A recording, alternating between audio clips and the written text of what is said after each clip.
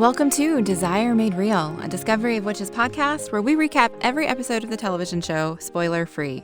I'm one of your hosts, Mandy Kay, and when I'm not talking about Matthew and Diana, let's be real, I'm always watching Matthew and Diana, so it's just a Discovery of Witches life for me. And I'm Caitlin, and when I'm not talking about a Discovery of Witches, I'm, well, at least this week, finally getting my hair done after almost a full year, and it's wonderful, and I feel like myself again. Okay, now that's really exciting. Yes, it's purple again instead of brown, and I'm like, I'm me. I understand that feeling. I dyed my hair teal for my wedding, and even my mom was like, okay, yeah, no, that's you. I forgot what you looked like. Yeah. So I totally get it. So here on the podcast each week, we'll recap the episode spoiler-free. We'll also include a segment at the end to discuss the books, how well the adaptation works, and we will likely dive into some spoilers here, but don't worry, we'll give you plenty of warning before we get there.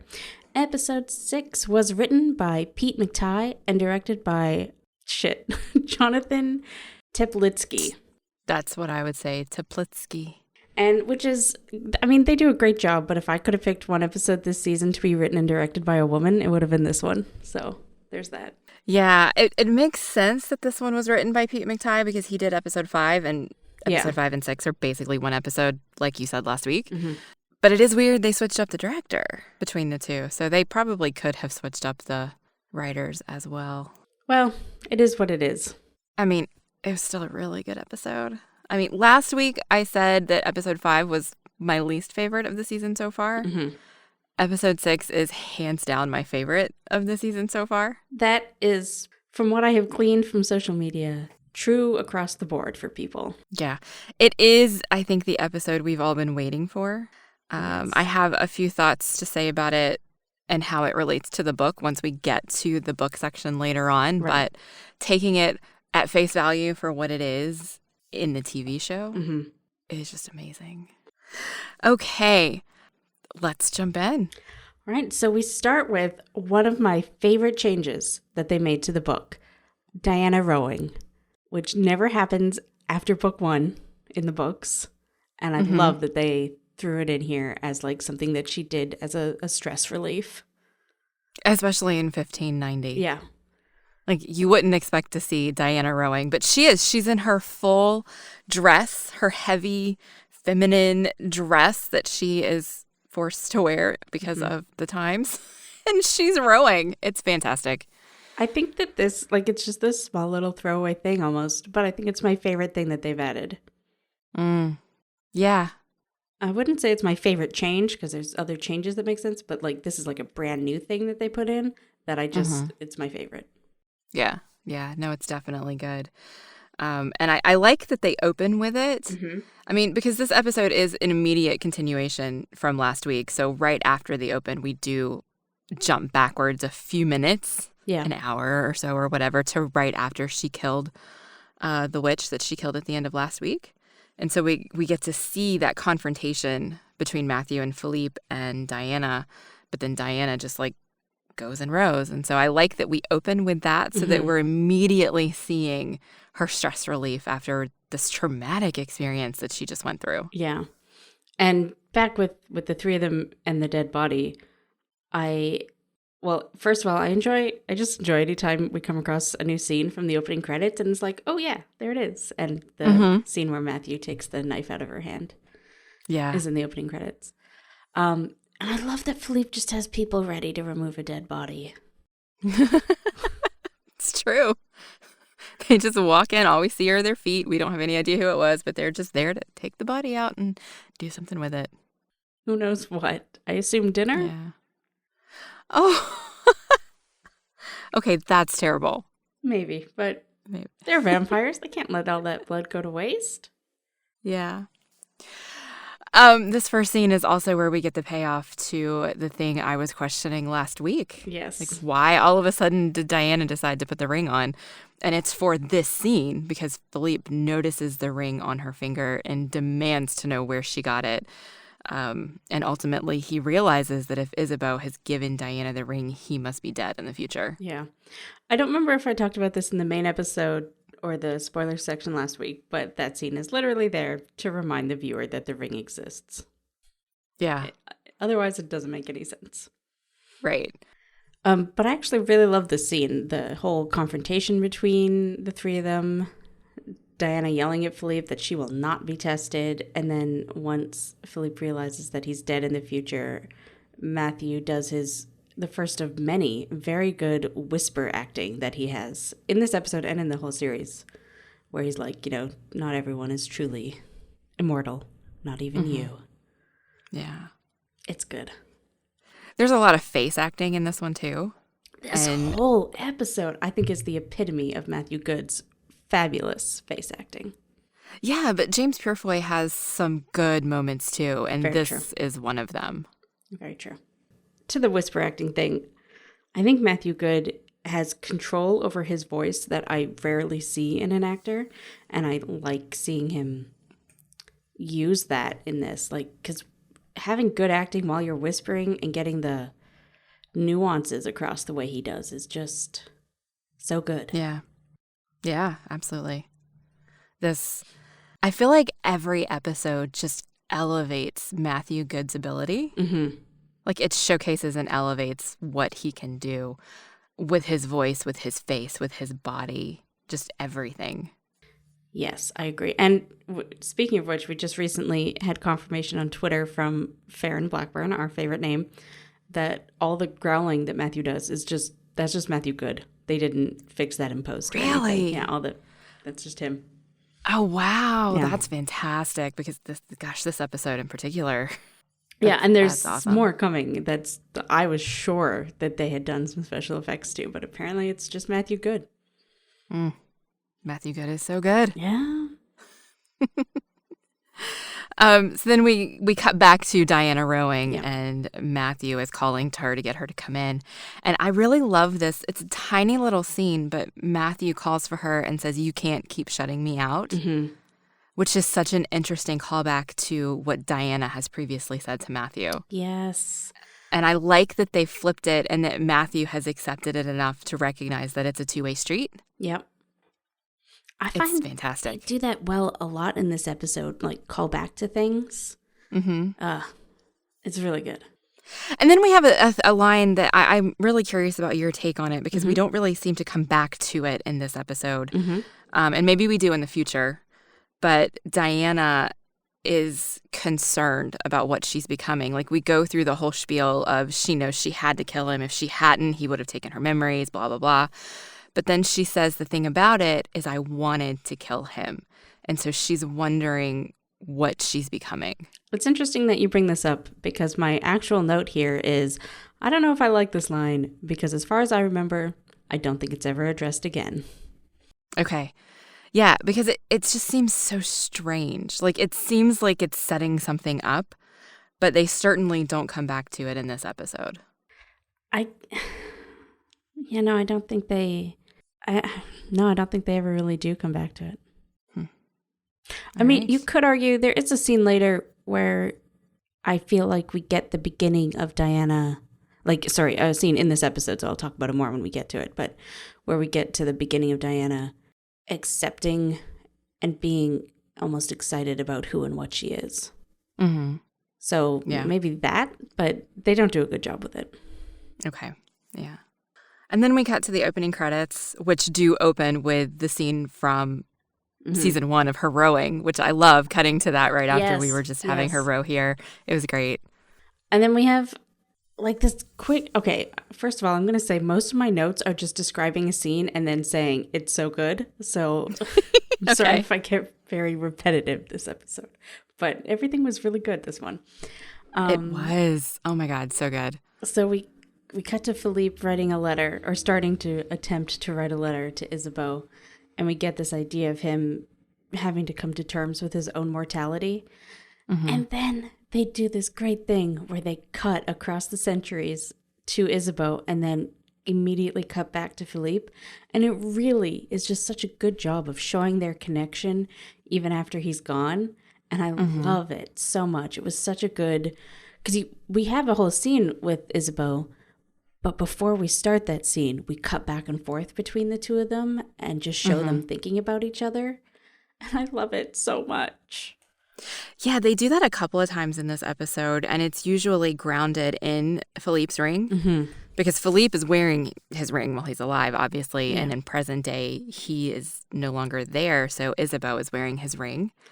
And they both kind of go to the ring as, what am I looking for? As a comfort, I guess? As a reminder of each other? Yeah. Well, I don't know that Philippe uses it as a reminder of Isabeau because, unless she gave it to him and I'm just forgetting, but it was interesting because they would focus in on Philippe fiddling with it and like thinking and all of that. And then we would cut to Isabeau's hand because she's wearing the ring. And then they go to their faces and exactly like you're saying, they cut back and forth and it's beautiful. I love them and I love that scene. Yeah.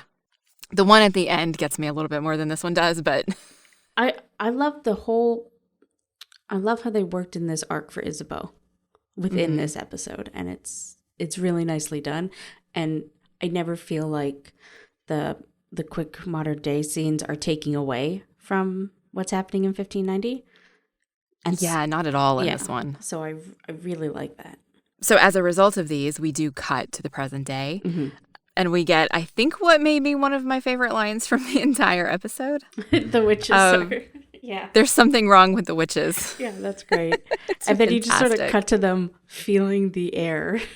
Yeah, they're just walking around Philippe's office feeling the air. Yeah, it's good. It's great. It's great. But that does lead us to kind of the momentum of the present day storyline. They have felt some new strange vibration that's centered in Philippe's office, primarily around his books. And Isabeau realizes Philippe loved to leave messages in the books. And so maybe something has happened in the past that has now affected the future, and there's a new message for her. Or the message was always there, and she just didn't know to look for it. Well, yes. But now she knows. Yeah. So it's fantastic. I love the way with the cuts back and forth between the two different times, they make it seem like time is moving at the same time. Yeah. If that makes sense. Yes. It's something they do a lot in Outlander as well. But it's two completely different time periods, right? Like exactly like you said, that note was in that book for 500 years, but it wasn't. Yeah. But it was. It's awesome. It's brain killing. I like how they're doing that from like a aesthetic point of view, but and a storyline point of view, but also I like it because I remember in the book thinking, why can't Matthew and Diana just go back to right after when they left? And I still kind of have that question, but having seen the story progress, you understand that we can't go back on that story, if that makes any sense. Yeah. So I like that they show it from that perspective too, because we didn't get nearly as much modern day stuff in the book. And I always just thought, but why wouldn't it? It's time travel. They could just show up wherever they want. Yeah, you would think, but time is passing in both places. So it makes sense. If you think about it too hard, it doesn't. But on the surface, it absolutely makes sense. And I enjoy it. Don't worry. I have more time travel questions for when we get to the end of this season that are really going to be like, but why? Because it's timey-wimey, okay? It's timey-wimey. Anyway, so then Philippe kind of gives up on coming to terms with his own mortality and instead decides to have a fight. But before that, he looks out over the courtyard. And once again, I just want to point out, still only black horses, because Philippe sure knows how to stick to an aesthetic. Right? I noticed that much more in this episode since you pointed it out last time. Yeah. When you watch an episode 1 million times, you really get to notice those small details. Philippe looking down at Matthew and then grabbing the swords, like the looks on his face, like just that whole bit. It's like 2 seconds, but it's fabulous. He's just like, ugh, look at Matthew. Wait, swords. I just love it. Yep. It's interesting because there's a lot going on with this scene and with this fight and kind of what's going on. And I think it needs a couple of watches to really kind of dig into it. So I'm glad we do that for this podcast. Yeah. Not just for our own, like I definitely would not have watched this episode 5 times if I wasn't doing a podcast. Absolutely. Oh, of course Yeah. not. Because, I mean, at first glance, it can seem kind of weird. Why is Philippe just suddenly going after his son with swords, right? Like, what is happening here? But there are so many things going on because, he was just trying to write to Isabeau, could not find the words. And then one of the first things that he says to Matthew is about Diana. He doesn't understand how Isabeau has changed so much.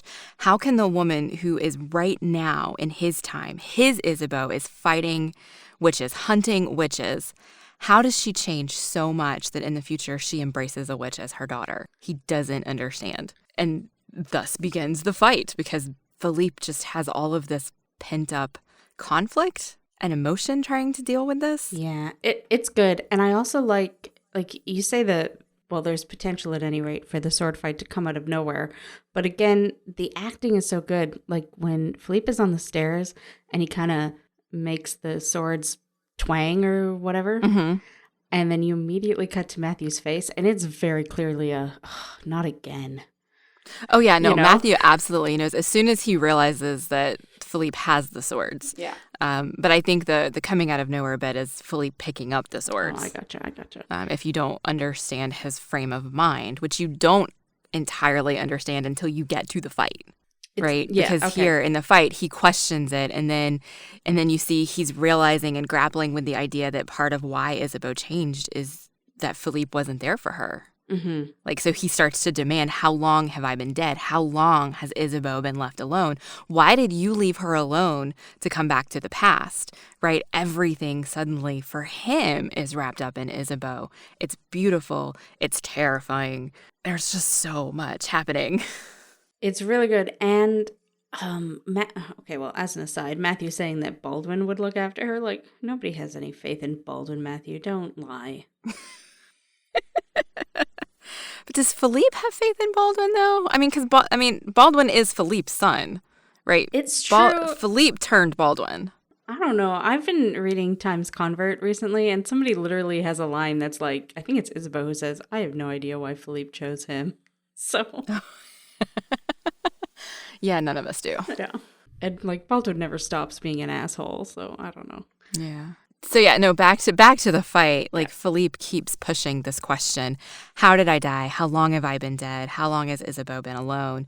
Matthew refuses to answer. And so Philippe starts looking for other ways to poke at Matthew. Yes. Pushing him, asking him, what happened to my Matthew? You're different. And this fight, the way that Matthew responds, the way that he growls in this scene, that he stepped out of that Matthew shadow, he's not a pawn anymore. I never would have realized that was his own voice. It is. And also, I just want to say the music during this bit, so good. Really fabulous. And the extras, they're just acting their heart out. It's great. Once you watch it like your 10th time, you'll really notice like the lady in the back clasping her chest and it's so good. I love them.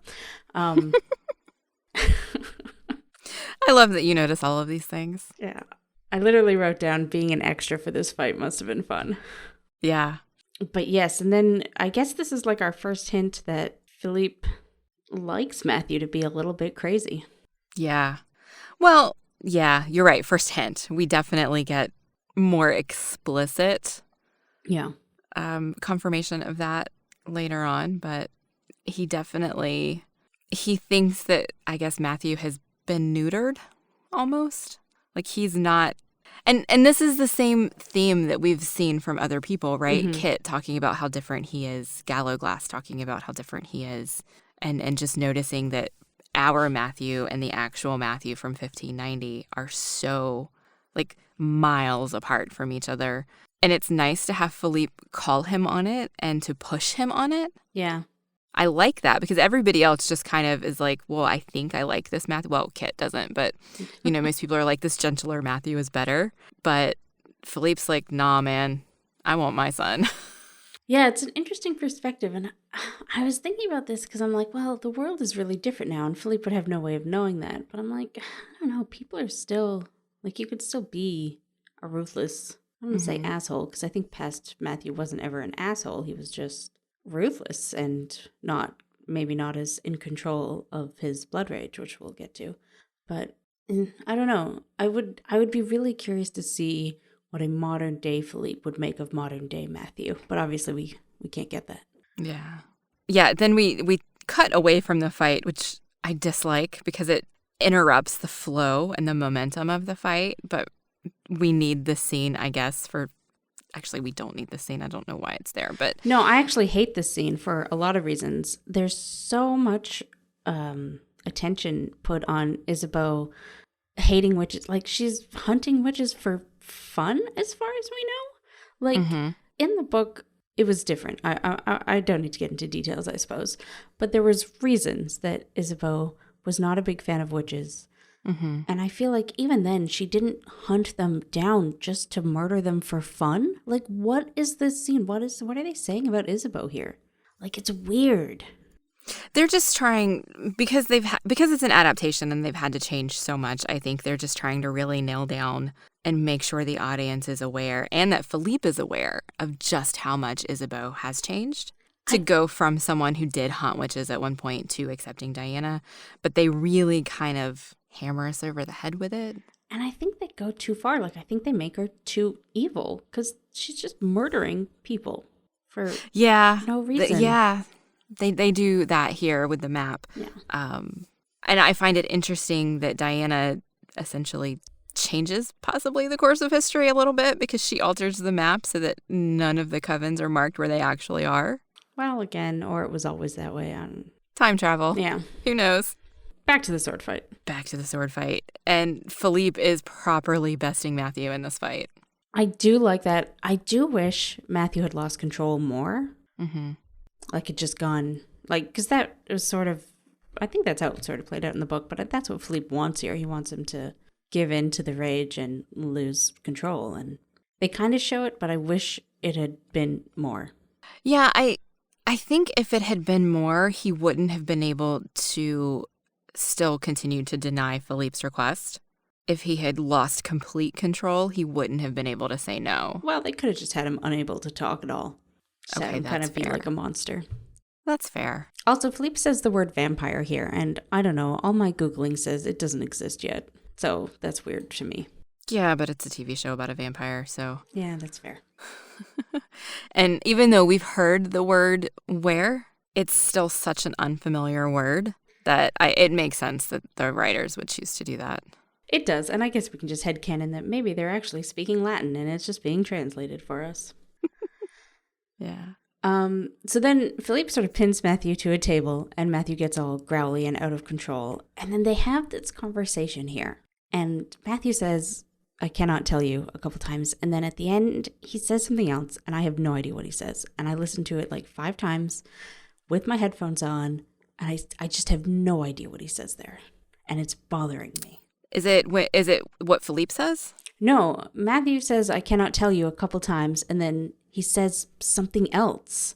And then Philippe says, then your conscience has the better of me. Oh, I thought he just said, I can't tell you. I didn't realize he said something else. I swear there's something else there.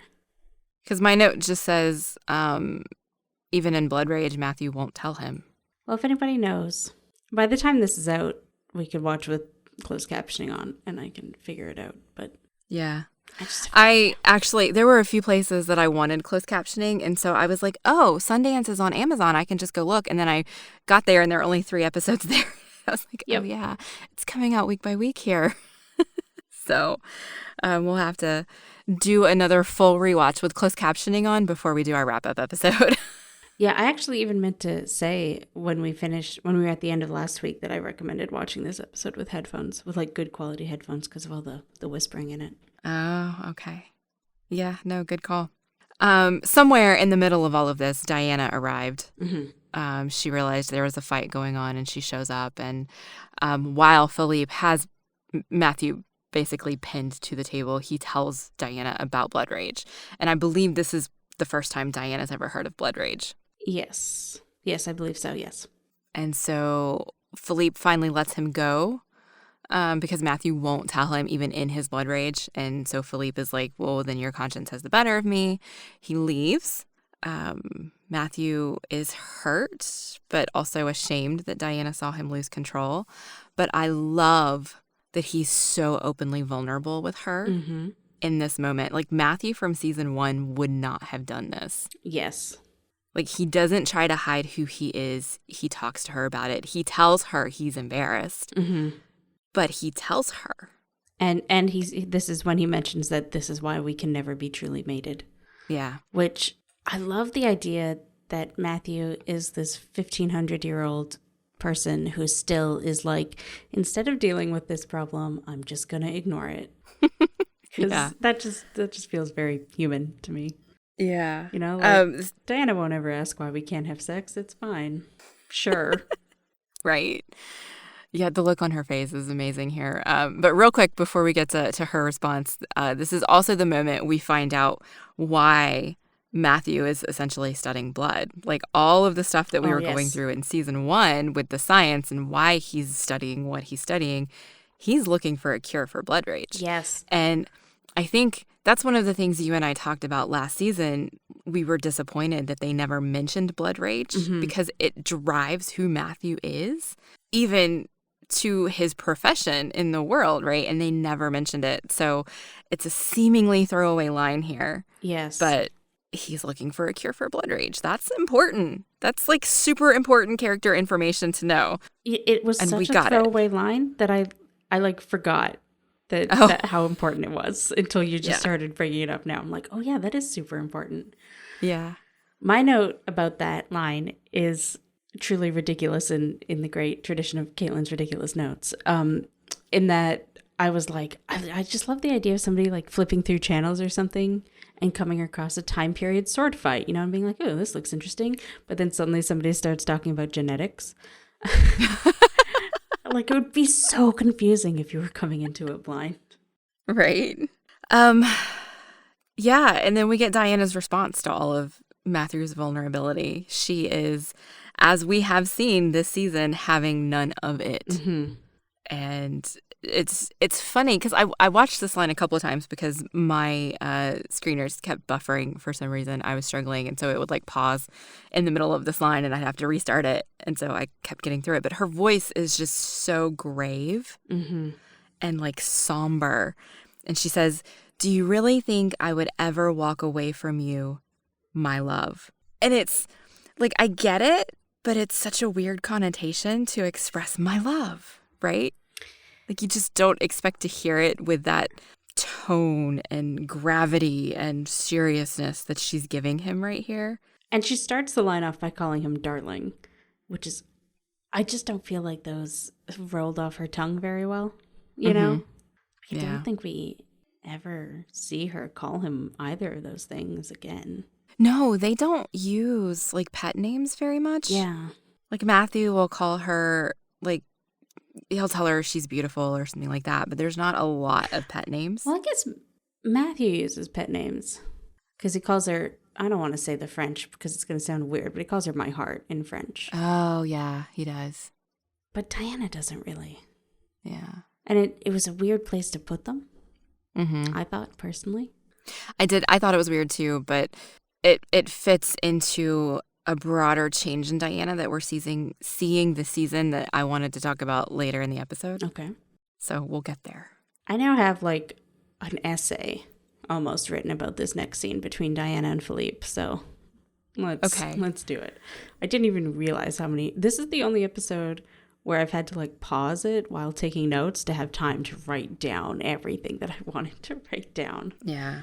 Well, real quick before we jump in there, to remind folks why Diana goes to confront Philippe. It's because while Matthew is being vulnerable, he explains that Philippe uses the blood rage. Like, that's why Philippe pushes his buttons. Philippe used it to turn him into an assassin. An assassin against other vampires with blood rage. I love Philippe because because everybody admires him, but he is so flawed. He is. And I love that about him. Yeah. So then Diana goes to confront Philippe. So why don't you tell us all about your essay? Okay. So first of all, she barges in yelling and you see him roll his eyes. And that's really good. Yep. And he expected it. Yeah. He knew she was going to come. It's so good. And she's yelling about how could you do that to your own son and how much he looks up to you and blah, blah, blah. And Philippe says that, he provoked Matthew so that Diana would see the wolf behind the man, which is interesting phrasing considering the prophecy from last season. Can you remind everybody about the prophecy from last season? Can I? Beware the witch with the blood of the lion and the wolf, for she will bring about the end of the children of the night, something like that. I thought you were going to have it just fully committed to memory. No. I tried to rewatch a bit of season 1 before we recorded, but I couldn't. It didn't happen. I didn't have time. Okay. So that's interesting phrasing. Yeah. So now, because we also questioned last season. Yeah, it's definitely interesting that this could be a way to draw us back to that prophecy. Yeah. In a very subtle way. Well, especially just before Philippe mentions a prophecy. But before we get to that, Philippe then also says, and I really love how many of these lines about Matthew that they kept from the book, where Matthew has less faith than anybody, which I love somebody saying about someone who is so religious as Matthew. Mm-hmm. Because it's true about him. He's always looking for answers, looking for why is he here? He can't just accept it. And I love that about Matthew. Mm-hmm. I feel like a Catholic scientist is the very definition of someone who just can't take faith or can't take things on faith. I can see that. Or the type of scientist he is. Right. Because he needs to understand how everything works. Yeah, and how he spent the past 100, 200 years of his life. Well, more so because even Kit mentions that, it's the same answers he's always been looking for. Mm-hmm. But very specifically the past 200 years, looking for this book and trying to get genetic answers about why vampires are vampires and how they all got to be here. Yeah. Just a bit of his character that I really like about Matthew. And I'm glad they kept it. Mm-hmm. And then, so Diana really calls Philippe out on all the shit that he makes Matthew do. And she says something about his legacy being one of pain or whatever. And then he says, "Who are you to lecture me on my legacy?" And I'm like, dude, she's literally from the future. She has seen your legacy. You are dead. She knows how people remember you. Yeah. Yeah, but I like her answer better than that. Her answer's so good. I genuinely don't remember it. She just looks at him and says, "I am worthy of your son." Yes. That's it. That's her answer. Who are you to do this thing? I am worthy of your son. That's it. Yes. Gosh, this Diana is so different from season 1 Diana. This is the Diana I wanted to talk about leading up from me too. What she was saying to Matthew, because she has no fear. She is pure power, pure confidence. She knows who she is, what she can do. Maybe not what she can do, but what she has the potential to do. Yes. And she does not back down. She just looks at Philippe with almost a blank face. Mm-hmm. And she's regal, and the way they film her a little bit from below. She looks tall and strong. And I love everything about this scene. I do too. Yes. I really feel, and the bit where her power starts sparking and Philippe is genuinely impressed, I guess is the word. Mm-hmm. I love that. And I really feel even without the special effects, they really nailed it with the acting and the music. Mm-hmm. And I'm kind of iffy on the special effects there, but the acting and the music really pulled it all together, and it just works really, really well. How all of the music in this episode it evoked every possible emotion they wanted me to feel. Yes. In the entire episode. It was fantastic. And, well, I don't actually agree about one bit, but we'll get there. When Philippe has his line from the trailer, "You are power indeed." And I love that she just says, "Yes, I am." Mm-hmm. And But she... Go ahead. Well, I think that's a real turning point for Diana, about her accepting that she is powerful. Right. But she also immediately follows it up with, "But I love your son, and that should be enough." Yes. Because she recognizes, she recognizes who she is. It's that turning point, absolutely. But the fact that she has power has nothing to do with her relationship and her love for Matthew. And she recognizes that as well. Yes. This whole scene is great. This whole scene is fantastic. And we kind of skimmed over one of the important things about this scene. The prophecy bit, yeah.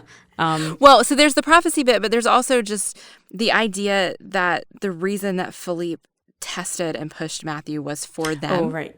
I mean, like, Diana is genuinely shocked that he did this for them. It was a good thing. From his perspective, it was a good thing because he recognizes that in the future, their union still must be forbidden or they wouldn't have come back to the past. Right. And so for them to succeed both here in the past and when they go back to the future, they have to have the strongest possible bond, the strongest possible union. And they can't do that if they don't know the truth about each other, if they're not honest with each other. And so he was pushing that boundary to help test that bond. While I don't necessarily agree with his methods, I do agree with his interpretation of what's going on. And so for him to have decided to do that is the beginning of his acceptance of Diana. Yeah, absolutely. And I like that it shows that, you know, from the very beginning when they met him last episode, he knew exactly why Matthew hadn't fully mated Diana yet. You know, like his understanding of Matthew as a person. Yeah, Philippe, he runs deep, right? He doesn't say a lot, but he observes and he understands what's happening around him. Yeah. And is able, I think this is part of what makes Philippe the man that he is, why he is the patriarch that he is over the entire vampire kind. Because he has this ability to just sit there and keep his mouth shut when he needs to, right? And understand what's happening around him and understand. It's like a giant game of chess, and he's 50 moves ahead of everybody else. Yes, I agree. Sorry, last week I had a note about a chess game on his desk that I never got to, so that was interesting that you said that. Yes, I agree with everything you just said. Yeah. So it leads up to Diana sparkling, and Philippe tells us about another prophecy. And I had trouble hearing everything that he said here because I wasn't listening with headphones. So I'm hoping you can tell me about this prophecy. I heard that there's going to be a fearsome witch who's going to change everything. An ancient prophecy about a fearsome witch, and then I think he says the old world will die and the new be born. And then he said something at the end that I didn't catch. Okay. But the thing is, he says it so vaguely that it could be like a different interpretation of the same prophecy. Yeah, absolutely. You know what? You're right. Because I was struck by how similar fearsome witch is to our fierce witch, which is what Goody Alsop said. Yes. That's a good catch. Yeah, so I think it might be the same prophecy that they're talking about. Yes. Although part of this here really showcases why I hate the changes that they've made to Philippe. Most especially the one where in the modern day, they talk about how Philippe was the one who set up the covenant that interspecies relationships are not allowed, which is complete and utter bullshit. Philippe would never do that. So, especially after this, like he had 500 years where he could have worked with the congregation to get rid of that. Why? Anyway, I hate that. I just headcanon it away. Well, because it's not important to the story, and so I'm just like, eh. They just keep bringing it up, and I'm like, Philippe would never. Yeah. Then we come to one of my favorite scenes. I mean, it's so hard to pick a favorite scene in this episode, but this next one is so good. First of all, I just want to say this disheveled Matthew is quite possibly the hottest he's ever been or will be. Okay. The scene is good, but the hair everywhere and the look on his face, and it's just great. He's wonderful here. So he should, have a fit of blood rage more often? Exactly, yes. So this is clearly at some point after Diana and Philippe have had their confrontation and, they're starting to settle down. Matthew and Diana are outside talking, and Philippe comes to them, kind of contrite almost. Yeah. And promises to not ask about his future ever again. And then he does this momentous thing, and he chooses to make Diana a declarant because he knows the weight that's going to carry in the world of creatures. Yes. And there is such a potential for this scene to be cheesy as hell, but they made it work. They made it work, absolutely. I was wondering what they were going to do and what kind of special effects there were going to be, and there were none. They just played it straight. Yeah. And he says our family is made through blood, which is true because they're vampires. And so he puts a mark on her forehead in his blood to symbolize that she is forever a de Claremont, and it's beautiful. It was really well done. The mark on her forehead looked good. It was great. And the look on Matthew's face when he realizes that Philippe has accepted her, he has accepted their union, and he didn't even have to ask for it, like, because he didn't want to ask for it, right? He doesn't want to ask Philippe for anything because of what he's had to deal with Philippe in the future. And so for Philippe to have figured this out, this is what they need, and to do it, like, all of that is on Matthew's face. It's just beautiful. It's wonderful. Yes, agreed, 100%. And then it's followed so quickly by another great scene of acting by Matthew Goode. Oh, this is the one that makes me cry. This was my most anticipated scene of the entire season. I really wanted to see how Matthew was going to tell Diana that he was the one who killed God, Philippe. I'm thinking about it and I'm going to tear up again. Oh my, when we talk about the last scene with Isabel reading the letter, I'm probably going to cry. Yeah. It's fine though. Yeah, I'm just gonna cry. Like, from now to the end of the episode, I cried. Yeah. Like, my husband was like, "Are you okay?" I was like, "No, just leave me alone." Some of it's happy tears, some of it's sad tears. This scene, absolutely sad. Like, it broke my heart so much. But I'll let you go ahead and tell it. Well, so then, Diana or Matthew is reminiscing about how Philippe died, and Diana says, "Well, maybe if you, told me what would happen, you could get past the memories and leave them here." And so then he does have the best. It's so good. Like, Matthew is just whispering to her, and you can tell that he could never do this in more than a whisper, And he talks about how Philippe was captured by the Nazis and that they hadn't captured a vampire before, so they were eager to experiment on him. And he was basically tortured by witches for 3 months. And they broke him.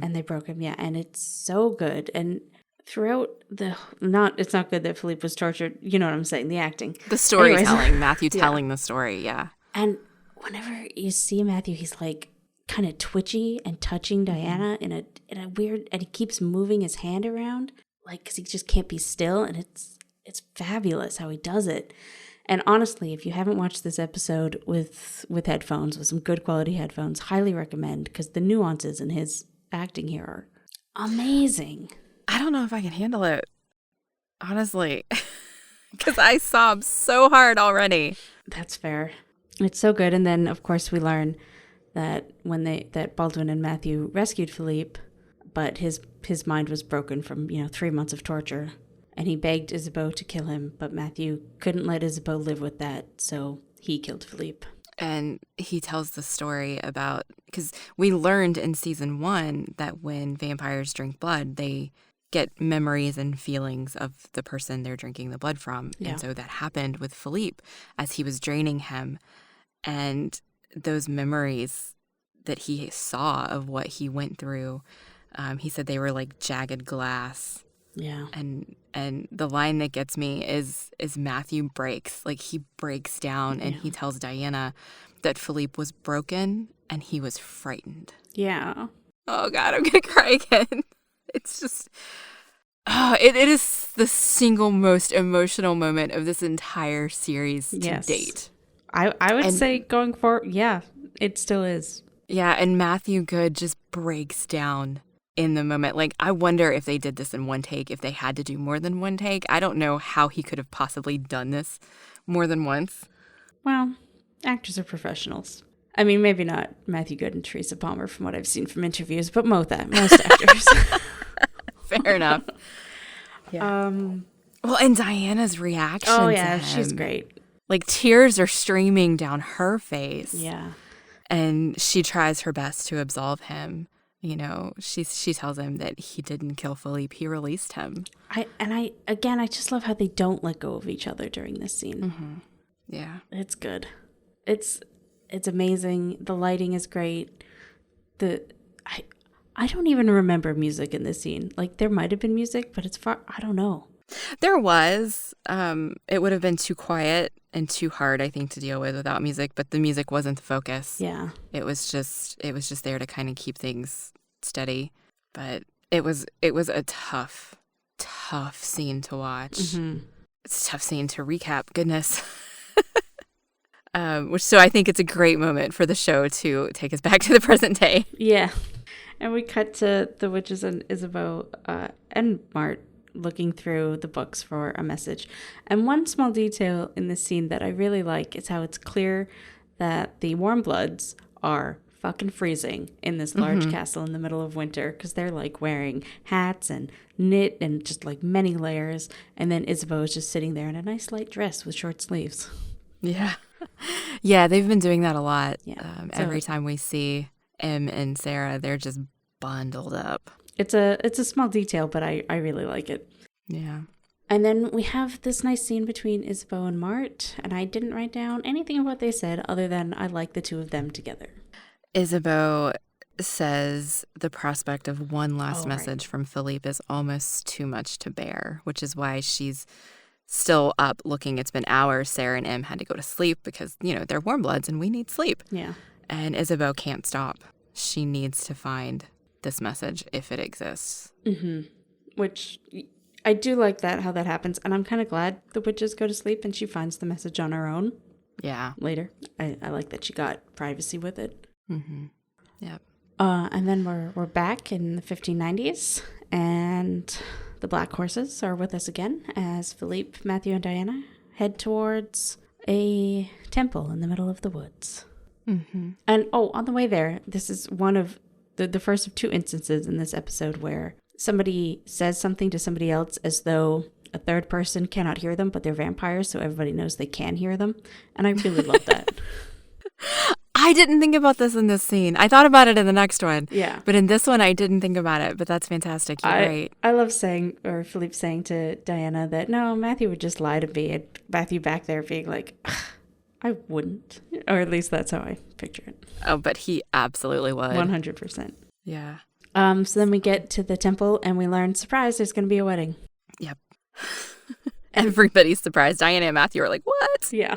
In 3 days' time, you two will be married. And they're like, nobody checked in with us, but sure. And I can't watch this scene without thinking about the story that Teresa and Matthew told during the NYCC panel about how they were barely keeping it together.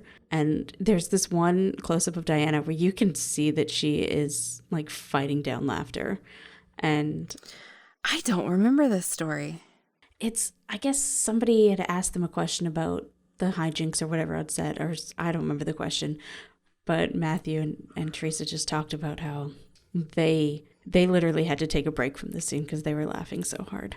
What was making them laugh? Well, the pillars are foam, right? Because they're not real. Oh. So they were like, these ancient stone pillars were waving in the wind. Oh. And apparently, because there's all that fog around, so somebody was blowing the fog around with a smoke machine and maybe holding it at a certain level that it looked like something else. And then they were saying that James Purfoy was very professional, but was also having to say all these things in Greek, and that somebody had to hold up like a head or something for them to look at the deer. And it was... And apparently they just couldn't keep a straight face. And so the reality of the scene versus what we saw. Yeah. And I just can't think of anything else during this scene. Okay. I did not remember any of that. I was remembering stuff that happened in the book, but this scene is interesting, and it feels almost like a throwaway scene other than to let us know that Philippe has arranged the wedding. Yeah. And he brings them here because this is in his time, however many millennia ago it was when he was younger. Brides would come there to ask for protection. So he wants to do the same ritual for Diana, who's going to be a bride. Mm-hmm. So they do the ritual. Magic happens. The wind blows. A white stag appears. It's important to know that Philippe does mention this is a temple to Diana, the goddess Artemis. Mm-hmm. Yes. So that's interesting. And I think, this is quick here, but I think in the book, the unnamed goddess that Diana is sometimes talking to is heavily implied to be Artemis. Mm-hmm. Slash Diana. Yeah. I was going to say this in the book section, but I believe that the goddess speaks to her here. It's not just a white stag appears. No, I just read through it last night. I don't think so. Oh, okay. Just a white stag appears. It is, like, Matthew's not there. Yeah. But other than that, I don't think so. Well, either way, Philippe has accepted Diana. The goddess has accepted Diana. All that's left is for Matthew to officially accept Diana and for the two of them to become officially engaged, because just because Philippe says it doesn't mean it's actually going to happen. I love that. I love that so much, that little exchange between the two of them where Matthew's like, we don't have to do what he says. Right? Oh. And, Diana's like, well, what if I want to? It's really cute. Yeah. And he asks her, will you be my wife? And it's so cute. The rest of the episode is just, like, adorable, basically. Mm-hmm. Yeah, all the sad stuff is gone. All the rest of the tears in this episode are happy tears. Yeah. And, there were tears. And then we cut to a scene with Matthew getting ready for the wedding. And I love this scene so much.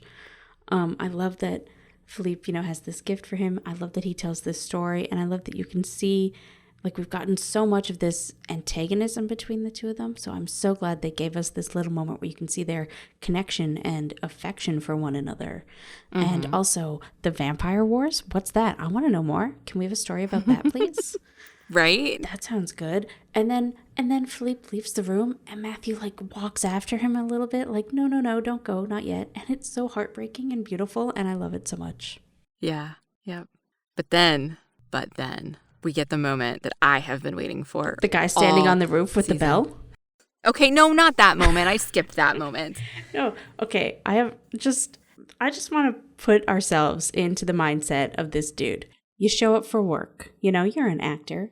You get into the most ridiculous time period outfit. You're given the weirdest looking bell on a stick contraption, and then you're told to go stand on a roof and ring it. What a day at work, man. Sorry, carry on. Oh, I love this dude. You're right. That's why I skipped it. I skipped it because it's just a dude ringing a bell on a roof. But then Diana comes out. And this is it. This is that moment from the trailer. Mm-hmm. The dress, the collar. They open the door. Her eyes are closed. They open. It's amazing. It was so well shot. The sun shining down on her right there. It's so good. Yes. No. It's beautiful. It's beautiful. Like, it never occurred to me that moment was from the wedding. Like, watching in the trailer. Oh, that's what I assumed it was. I probably should have assumed it, but I didn't. It's amazing. Matthew's face when he sees her. So good. Like, everything about this wedding is perfect, including that their wedding took like 2 minutes. Yeah. These vows are the quickest vows ever, but they're amazing. Mm-hmm. I give my body to you and I receive it. They're interactive. It's great. It's wonderful. That's interesting, yeah. And I love, like, we can talk about Diana's whole outfit also, but I really love Matthew's shirt, tunic thingy. Too. The embroidery on it is so beautiful. Like, Diana's dress is fine, but it's the whole Elizabethan style of dress isn't really my thing. But Matthew's shirt is so good. I want it for me. Yeah, Diana's dress as a whole is kind of lackluster, but that lacy collar thing is everything. The lacy collar is nice, and I like her hair more once she takes the peacock thing off, so it's at the back as opposed to on the side there. Mm-hmm. But also you can tell that they hairsprayed the shit out of that because that hair does not move. She looks great. The dress is just not really my style. The color and the fabric is beautiful, but I just mean the overall. Mm-hmm. I was kind of sad that we didn't get to see her getting ready. Like, I know they wanted to go for the big reveal, but I don't know. I guess I kind of just wanted to. I don't even know what that scene would have been or if it would have been any good. Yeah, I think it was more important to have the scene with Matthew and Philippe. Yeah. No, absolutely, you're right. And I do love when she steps out and Matthew looks up at her. It's another bit of really good face acting, but in a happy way, which is rare for Matthew. Right? Like, so many emotions pass across his face, and you can just see every single one of them. It's great. And then we get dancing. And, okay, so I love Dancing with Philippe and how they try to give us an explanation for how Isabeau is never going to know about this, but I don't buy it at all. It's bullshit. whatever. I think that's something you just gotta hand wave away. I mean, I buy it because I read the books. In the books, it's so much worse, though. Like, they have 3 days of partying with them, and it's like the whole village knows that there was a wedding and everything, and it makes even less sense in the books. But, I mean, I think that's why I buy this one, because it's so much more downplayed, and we saw it successfully happen in the books, so, I buy it, whatever. That's fair. But I'm glad they called it out. Yes. This Isabeau of this time is going to come back. And clearly the Isabeau from the future did not know Diana. So there's some shenanigans that have to happen. So I'm glad they explicitly talked about it. I am glad that they did address it, yes. Even if it's a little hand-wavy, at least they were like, at least there was something. Yeah. And while they're dancing, they do this quick shot of Matthew walking by in the background that I also think is great, just the way that he's looking at Diana. Fabulous. And then they dance. Yep. Matthew and Diana dance. And we get the second of people saying something that they don't expect the vampires to hear, but of course the vampires hear it. I think it's not that they don't expect them. They say it as if they don't think they'll hear it. But I think, like, Diana knows Philippe hears her say that. Yeah. I love it. I smiled through this whole scene. Like, I can't help it. From beginning to end, the dancing, the conversations. Philippe calls her daughter for the first time. Like, there's nothing in this scene that doesn't make me smile. But, sorry, just because I actually read my whole note on it here, so I just want to go back to it for a sec. When Diana does say, don't tell Philippe, but you're a much better dancer, I like it because I know that she knows Philippe can hear her, and it just seems like she's teasing him, like they are family. And that's why I like it so much. Oh, I like that interpretation. Yeah. And then we have this song that's playing. So the instrumental bit is part of the same song that turns into a not instrumental bit when we get to the sex scene. And I love the instrumental bit, but I hate that they transitioned into vocals because it just completely brings me out of it. And I love it. I love it. It's the one thing about this scene that I really didn't like. Hang on, I'll tell you why I love it. There's a particular lyric that comes up over and over. The name of the song is Time in a Bottle, I think. Mm-hmm. Yep, this is a cover of Time in a Bottle. This is sung by Julia Church. Yes, and it was recorded specifically for the show because, you got the instrumental bit in there too. The original's by Jim Croce? Croce? Croce? I don't know. I would say Croce, but I have no idea. Yeah, I don't know either. It's a nice song. So yeah, Rob Lane did this arrangement and he composed the orchestral bit at the beginning. And I think the song ends with, "You're the one I want to go through time with." Yeah. And I just feel like it embodies their entire relationship, and that's why I like it. So it totally worked for me. It didn't take me out because I've become accustomed to these large moments in 1590 being accompanied by a modern song. But they haven't been. They've mostly kept the modern songs to the credits or the next start. Songs. Yeah, but they start at the end. Like right before you get to the previously on, like it leads you in, but it kind of starts before you get to the very end. And so it worked for me. I guess I can see your point. It didn't work for me as well. But we finally get Matthew and Diana together. Yay, sex. Yay, sex. It's a relatively quick scene. I mean, because it's not the point. It's just it's their wedding night. So we do get a bit of the wedding night. And then we cut to afterwards. I have some notes on that scene, though. Oh, you have some notes. Yes. Okay. So first of all, I mean, I think they forgot to give Diana the scars on her back. And then they have like a scene where you're just very much looking at her back. And I'm like, well, that kind of bugs me. Aw. Didn't even notice. They do put Matthew's hand like right there. But I feel like that's because they realized they didn't give her scars. But anyways, and then throughout the rest of the scene, like, I really, like, it's very clear, I feel, that Teresa was breastfeeding because her boobs are just like the star of the show.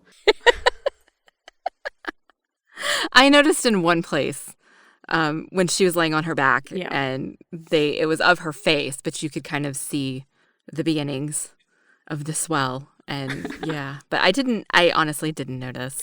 Maybe I was just like, oh, they're finally together. And they look so happy. They did look very happy. And maybe I noticed it because there's a scene in a later episode where I also feel like her boobs are the star of the show, but it's...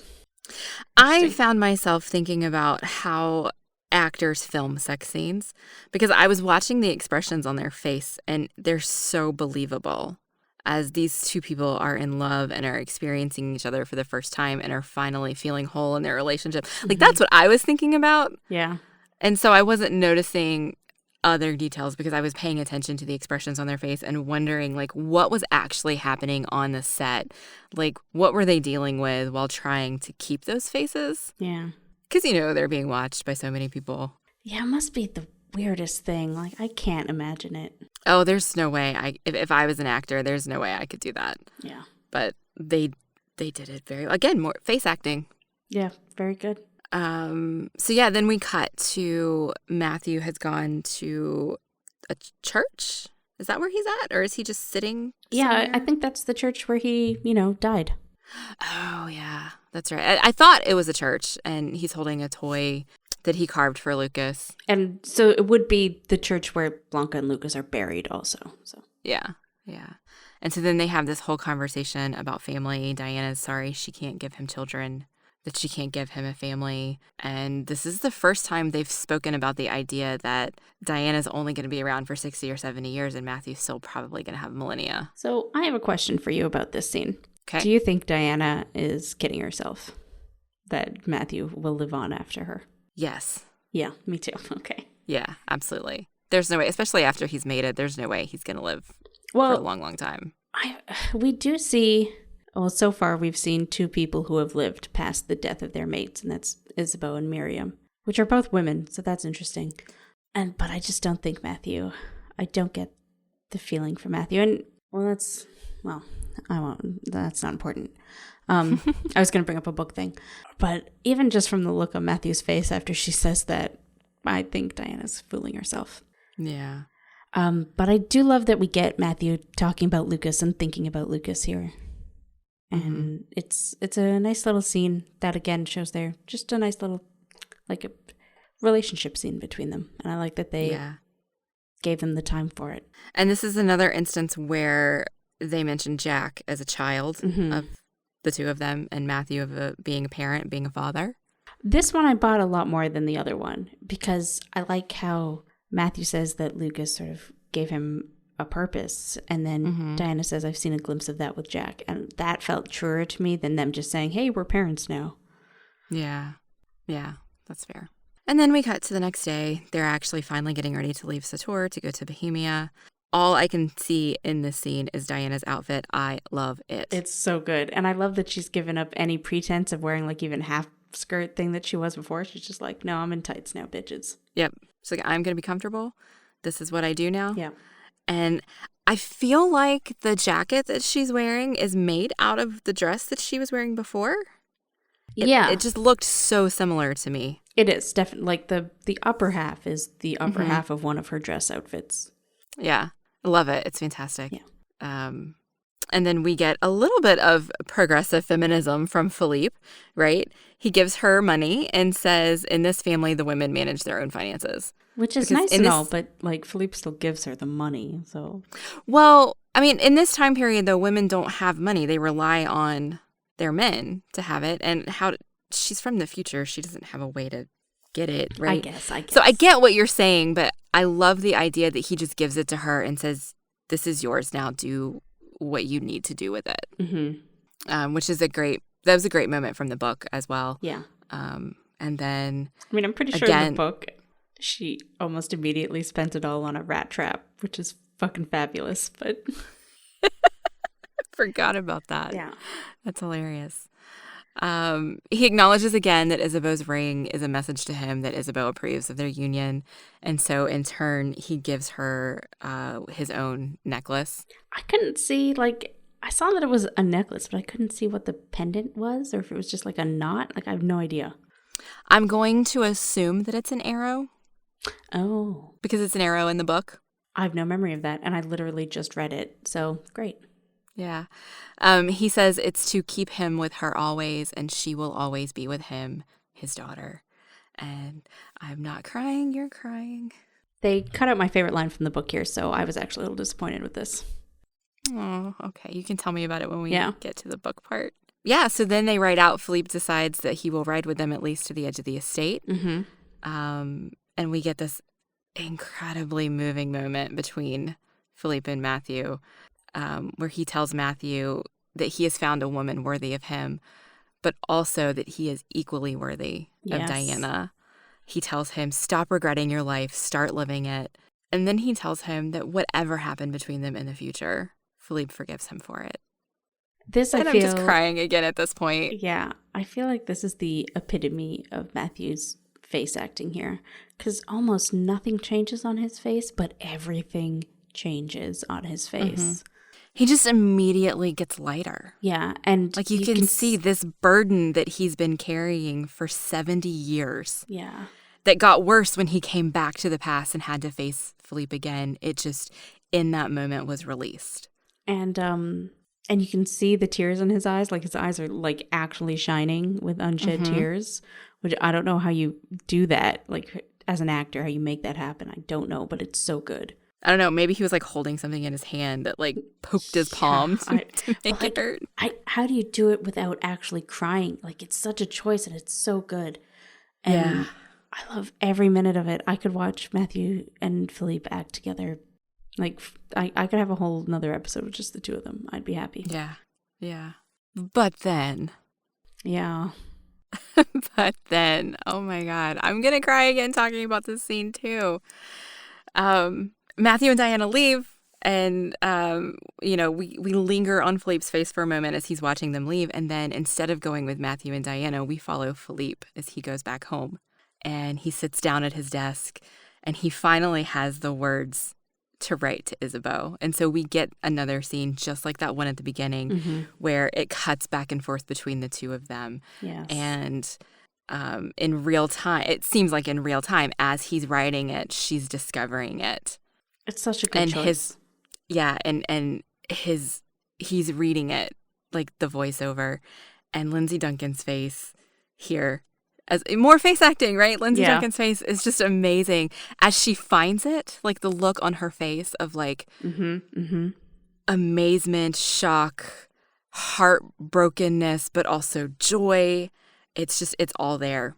And I love that we go from this scene of Matthew getting closure about Philippe, like straight to Isabeau getting closure about Philippe, and how Diana and Matthew, I'm literally on the verge of tears here. Yeah, I know. Time traveling back to 1590 did that for her too. And even in a way for Philippe, because it gave him a chance to come to terms with it before it happens. Yeah. And it's just, it all comes together so well, and I love it so much. Yep, I cry every time, like big, fat, ugly tears every time. It's just so good. And he ends it with that one day he knows that he's going to leave her and she's going to be alone. But he says, but until then, as in the afterlife, I will hold you in my heart. And then they close in on Lindsay Duncan's face. Tears are streaming down her face, but she's smiling. Oh, it's just so good. My heart is just like overflowing in this moment. I'm going to cry again. It's so good. It's really good, and it gives Isabeau like this good place to move forward from. Yeah. And I love that. Absolutely. And it also sets up, I think, some wonder in the present storyline moving forward, particularly between Isabeau, Sarah, and Em. Like, I hope we get to see the scene where Isabeau shares parts of the message with them. No. Tells them that I found the message, they're okay, things are going well. Did we not get to see that? Not at all. Oh, that's so disappointing. Honestly, I kind of like that it was just a message for Isabeau. Yeah. Anyway. That's the whole episode. It was a rough ride. It was an emotional ride. I started crying about halfway through and didn't stop until the end. And the emotions were just back and forth, sobbing out of sadness, sobbing out of joy. There's just a lot going on in this episode. I have some thoughts about the book and the adaptation. So before we jump into that, do we have anything else to say before we send folks away who don't want spoilers? I don't think so. Okay. Well, if you don't want spoilers, we will see you next week. If you do want spoilers, stick around. Okay, so I am frustrated that they spent so much time on episode 5 when they could have given us half of that and expanded episode 6. Yeah. Because the relationship between Philippe and Diana in the book is so good. It's built up so wonderfully, and we don't get that. Like, we get the aftermath of it. We get the idea that they have built a bond because of the way that he sends her off, but we don't actually get to see their relationship built. And there was time between the 2 episodes to do it if they hadn't given us so much useless crap in episode 5. No, I agree. They could have cut way down on the journey. And I feel like they wanted to end episode 5 on the, I don't know about cliffhanger, but the like sort of stinger, I guess, of Diana killing the dude. And then they, what's the word? They sort of crafted episode 5 around that, which I don't know. I don't like that either. I think it's a bad choice. Yeah. I feel like this is the type of show where you're going to watch it or you're not. You're not going to draw in people from for having a cliffhangery ending, you know, like, which is really the only reason to specifically do that in a TV show is to make sure people come back next week.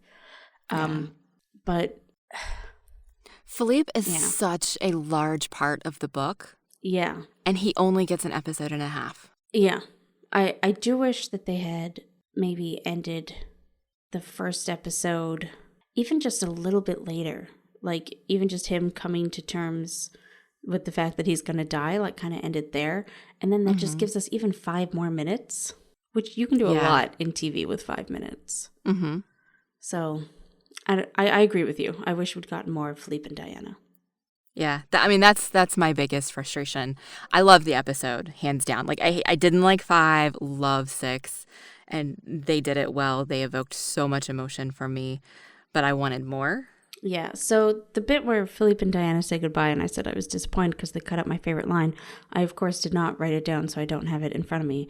But when they say goodbye in the book, Diana promises Philippe that she will be with him in the darkness.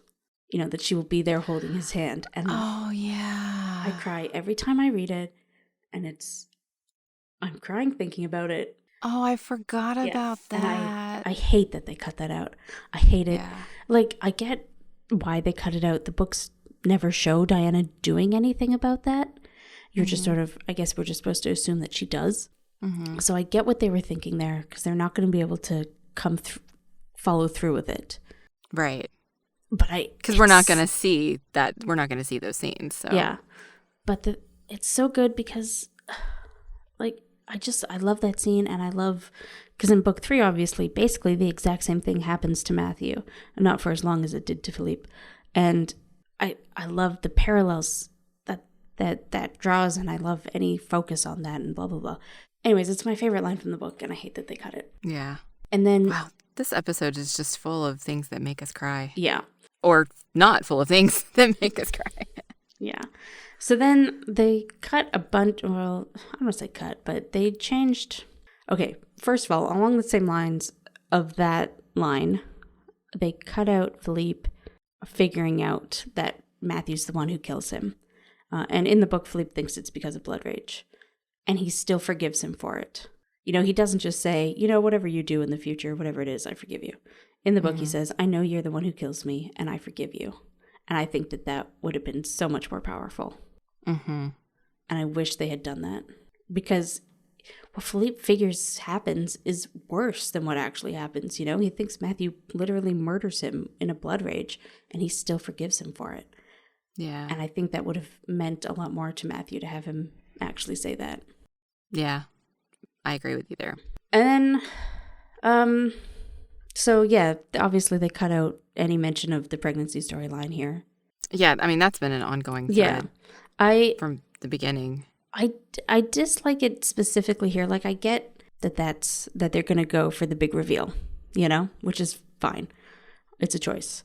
But it really changes who Philippe is, I feel like, having him not know that it's possible. And because Philippe is thousands of years old. He's seen everything. And in the book, he talks about, even completely different types of creatures existing when he was younger. Like creatures that could wield lightning and all this sort of stuff. And he also says swim in the ocean. I think he means live in the ocean because, I can swim in the ocean, but... Right. But all these things, and I feel like we get a lot of Philippe as a patriarch, but not him as a mythological being, basically. Right. So I have a memory, and I don't know if this happened while they were at Sator in book 2, or if this is a flashback of Isabeau talking about Philippe in book 3. Philippe is aware that there has previously been a child born of a witch and a vampire. Yes, he is. He's literally held that child. Right. So was that part of the storyline in book 2, or is that something we find out later? You've made me doubt myself now. I think it is Isabeau telling somebody about it, but okay. I honestly don't remember if it's in book 3 or if it's like in one of the modern day bits in book 2. If it is Isabeau, I think it's going to have to be in book 3, because in book 2, in the present day, there's not much present day in book 2, and they would have no idea that the pregnancy is possible. Yeah. Other than Mart, who did the contraceptive in the book. Yeah. Well, no, in the books, at the end of book 1, they all sort of figure out that that's what a page in the Book of Life means. And so Matthew and Diana are fully aware, or that it's a possibility at least, which I like better. But I'll talk about that more when it comes up in the show. Okay. I'm looking forward to it coming up in the show because, it's been radio silence so far, and it's such a large part of the story. Yeah, it does not happen for a while. Well, there's only 4 episodes left. Yeah, well, it doesn't happen until episode 9. Oh my gosh. Okay. All right, we'll get there. And another thing that, again, I guess just more to how they've changed Philippe from being like this big mythological creature, ancientness, whatever. In the book, when they're at the temple, he calls himself, oh God, I can't pronounce Greek things. He calls himself Alcides Leontothimus, sure, which is another name for Hercules. Oh, okay. Alcides I didn't remember that. Heracles' birth name. And it's just this little like throwaway bit, but I love this idea that Deborah Harkness put it in there as just like if you want to do some research on that, you'll know who I think of Philippe as being, as being this ancient hero who's been around for millennia, and also that like all these ancient mythological stories that we have a root in, creatures being, or humans telling stories about creatures. I like that a lot, and I dislike that the show took it out because it's never even addressed in the books. It's just this throwaway like Easter egg almost, and I feel like the show could have kept that in. Yeah, they've changed Philippe enough that he doesn't feel larger than life in the show. Yeah. Like, we see him as he affects Matthew, and to an extent, some of the de Clermonts, but not the world at large, other than, Gerbert having this own vengeance thing that we barely see any of in season 2. Yeah. And so they made Philippe smaller than he is. And I think that's what bothers me about it, because when I think of Discovery of Witches, I think about Matthew and Diana, but then I think about Philippe. Like, he's such a large part of book 2, and he's not. And he's actually not in that much of book 2, but he is such a large part of it. Right. Like, he drives so much of what they do. Yeah. And into book 3. He's a huge part of book 3, too. Mm-hmm. They can still do some of that really well, so we'll see. But, yeah, I wish that they hadn't made him smaller. And I agree with you on that. But I still love him. Oh, yeah, as no. evidenced by this episode. Yeah, Philippe is I don't know if I would say Philippe is my favorite character. It's difficult for me to say that because I love all the characters a lot. But he's up there. I like him better than basically. I love how he affects the other characters. Like, you throw Philippe into a situation and shit's going to hit the fan one way or another, Yeah. And I like that about him. So, and I think I was in no way disappointed with James Purefoy's portrayal. No, not at all. So I think I can say up until now, he is my favorite character. My favorite character from the books has not had screen time worthy of noticing, really. So I'm hoping that some of what I love about that character happens in later episodes. We'll see. Are you talking about Gallaglass? Yes. Oh, okay. I suspect that most of what I love about Gallaglass really comes from book 3. Mm. And it's just in my head. It's just Gallaglass is Gallaglass. Yeah. So we'll see. We get more Gallaglass next episode. Oh, good. Good. I saw him in the next on, and I was like, yay, we're going to meet the crazy emperor. All right, so we would love to know what you think of season 2 so far. You can tweet us at Desire Made Real. And something that we've been forgetting to mention is you can email us at desiremaderealpod@gmail.com. I'm Caitlin, and you can follow me and find my other shows on Twitter at InferiorCaitlin. I am Mandy Kay, and you can find this show and all of the other Eloquent Gushing shows at eloquentgushing.com. We are also on Twitter, Facebook, and Instagram at Eloquent Gushing, or you can just come gush with me on Twitter at Mandy Kay. Join us next week as we talk about episode 7 when we actually get back to the plot. We don't need no plot. Yeah. So until we meet again, remember that with every ending, there is a new beginning. Oh my God, I was pissed Philippe didn't say in this episode. I know. God, they set it up. He could have said it. Mm-hmm. He didn't say it.